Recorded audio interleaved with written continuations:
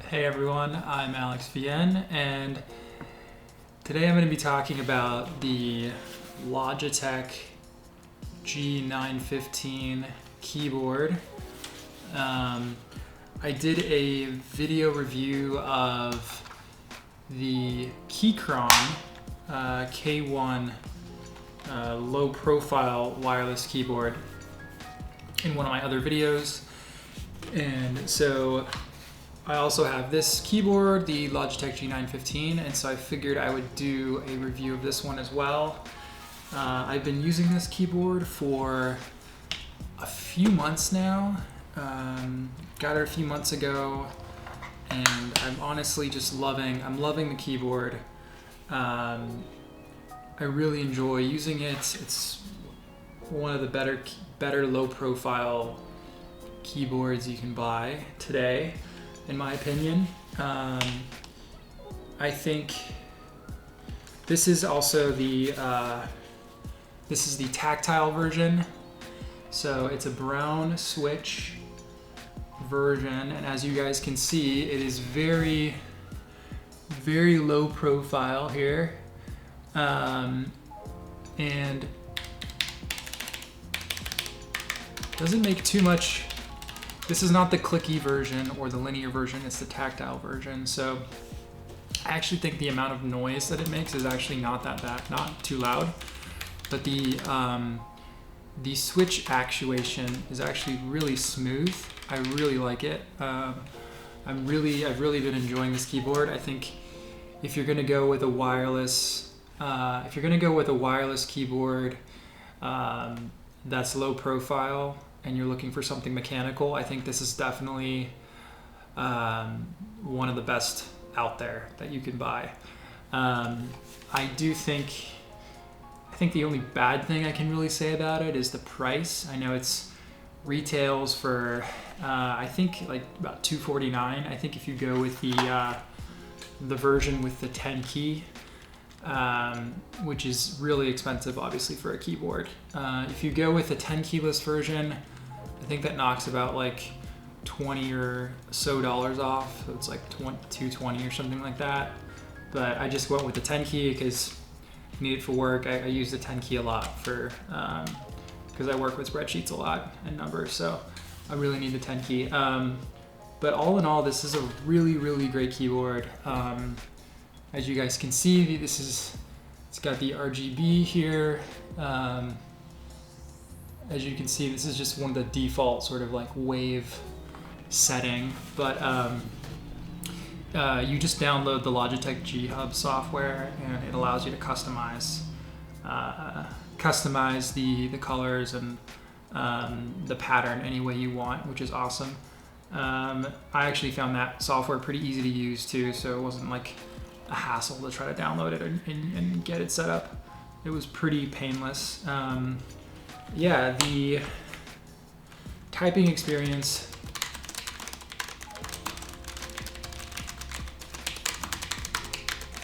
is really, really amazing. It's like one of the best, I think. It's really like insanely comfortable.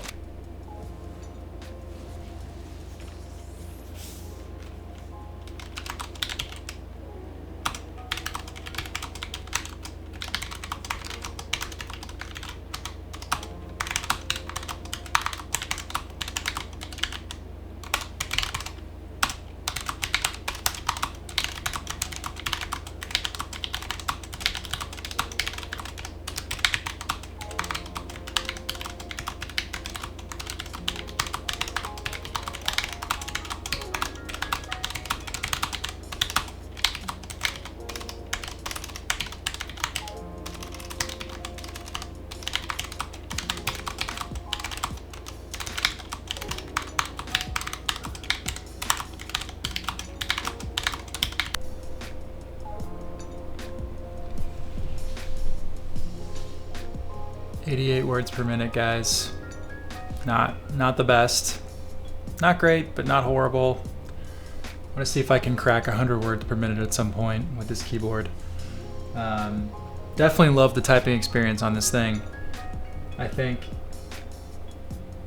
with a little bit of practice, typing fast doing these word tests, I think I can for sure break the 100 words per minute mark, which would be the fastest for me. I'm typically in sort of the 70 to 85 range, so 88 words per minute after, you know, not doing these types of word tests or trying to type fast for a long time. I think that's pretty impressive. So let me know what words per minute you guys type in the comments below. I don't think mine's very good, but let me know how fast you guys type in the comments. Probably my favorite thing about this keyboard is just how the switches feel. If you're going to be using it for gaming at all, like, it's also definitely well suited for that. It's not super loud or clicky, and I feel like the switches have a good amount of response to them, and it's really easy to push down on these. I previously to going with mechanical keyboards was using an ergonomic keyboard, and just for work and for personal use. And I think actually like a keyboard like this where the switches are very easy to push down is actually a lot easier than it's actually a lot more ergonomic than like your typical ergonomic keyboard. The ergonomic keyboard I had before was the Microsoft Sculpt, so it had a wrist rest and it was like elevated and stuff. And actually what I like about this keyboard is that you don't need a wrist rest really. Like, it's got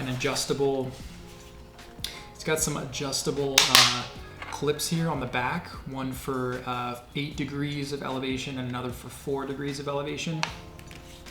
I typically use the 8 degree elevation one, so it's got a good amount of tilt, but I like that because it just makes it easier to reach kind of like the keys above, the F keys, the number keys. If you just lay it flat, it's sort of like the equivalent of typing on a desk. It's like you're typing on a flat desk basically. And so it can be a little bit hard to reach like the F keys and the number keys because they're not at an angle. But all in all, yeah, this is a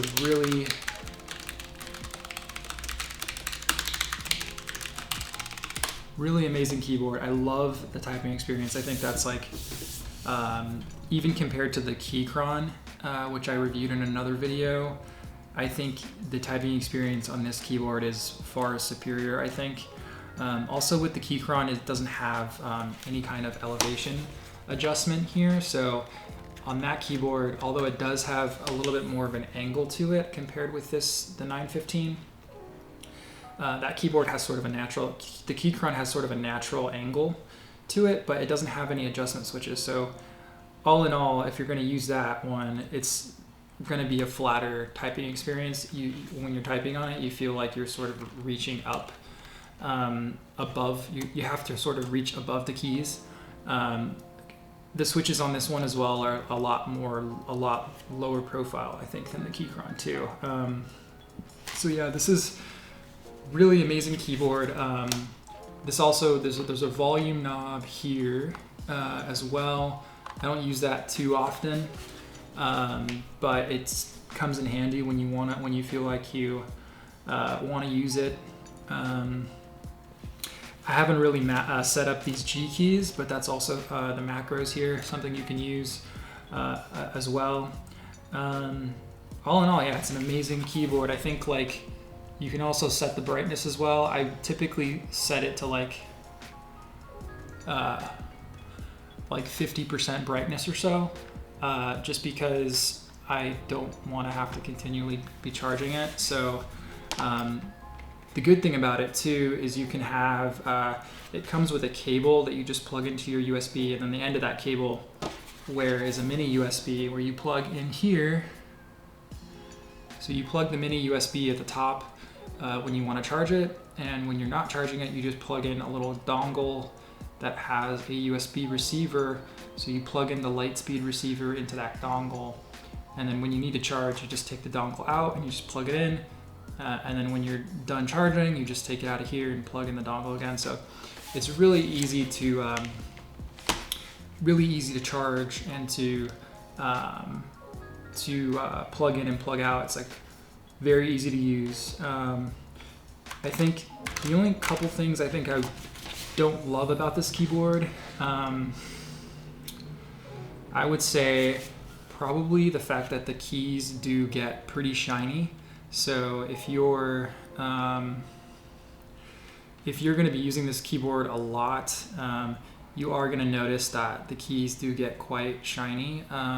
So you really just have to sort of like be mindful of that and just clean it often so that you can kind of, so that it doesn't get like overly shiny. From what I've heard, using glass cleaner on the keys actually is really effective to keep the shine down. So that is one downside to the keyboard, is because these aren't PBT keys. These are just like sort of your regular plastic glossy keys. The shine and the oils from your fingers do kind of build up. So you just have to kind of clean it often. The other thing I don't like about it is, I think compared to the Keychron K1 keyboard, it's not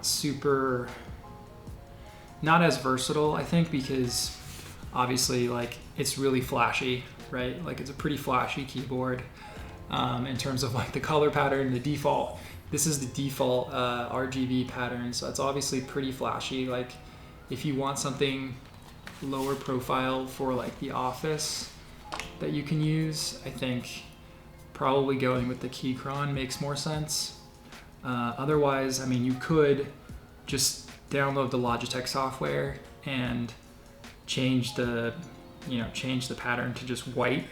That way it's not going to look as flashy, but like it still sometimes defaults to this kind of color wave setting. So at sometimes you'll still end up having this sort of like flashy color scheme.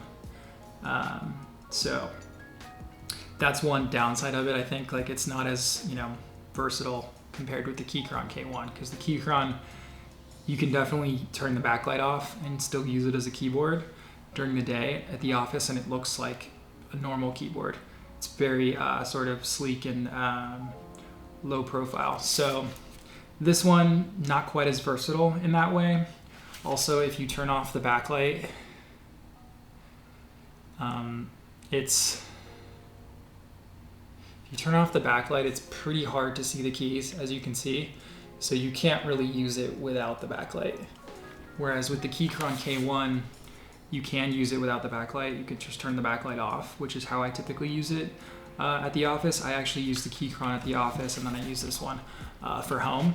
So yeah, I mean, that's kind of one thing that's not as great. The other thing is the keycaps.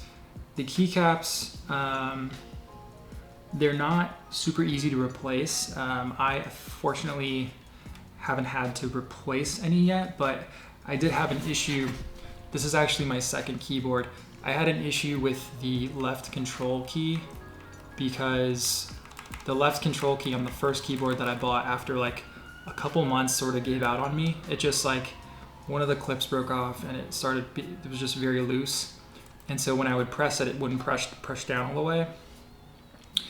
Fortunately, I emailed Logitech, and they were able to send me a brand new keyboard after I sent them photos of the damage and all my contact information, and I sent them my receipt. So fortunately, I was able to get a brand new keyboard from Logitech. So this keyboard is only about a month old, because they sent me a brand new one, and then I just sent them back. They give you a return label to send back the broken keyboard, so I did that as well. So fortunately, like, Logitech support's really good about sending you a brand new keyboard if you ever have any issues and you're within the warranty period. But that's only after a couple months having issues with the keys. Like, it does kind of make you wonder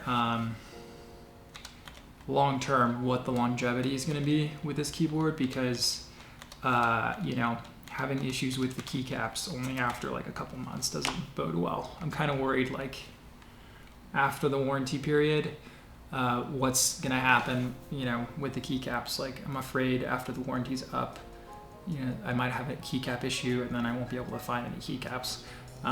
They do sell some like on Amazon or AliExpress. You can order a set, but they're obviously not from Logitech or like, first party sort of aftermarket caps that you're gonna put on. But who knows? I mean, it may not be an issue. If you can get a set of brand new caps for $30, in the long run, maybe it's not, maybe it won't be a problem. But just having that issue in the first few months, like, does kind of make me worry about the long-term longevity of being able to find keycap replacements, 1 or 2 years from now.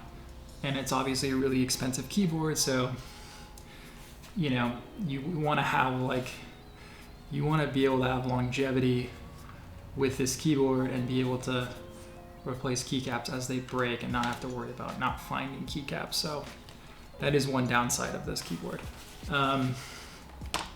All in all, it's a really amazing keyboard. This is my favorite keyboard right now, basically. I like it better than the Keychron just because of the typing experience, really. It's what it really boils down to. I think the typing experience is awesome. Yeah, I guess that's all for this for today.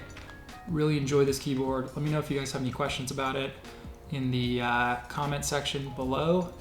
And yeah, I hope you guys found this video helpful. Hope you enjoyed checking out the keyboard here.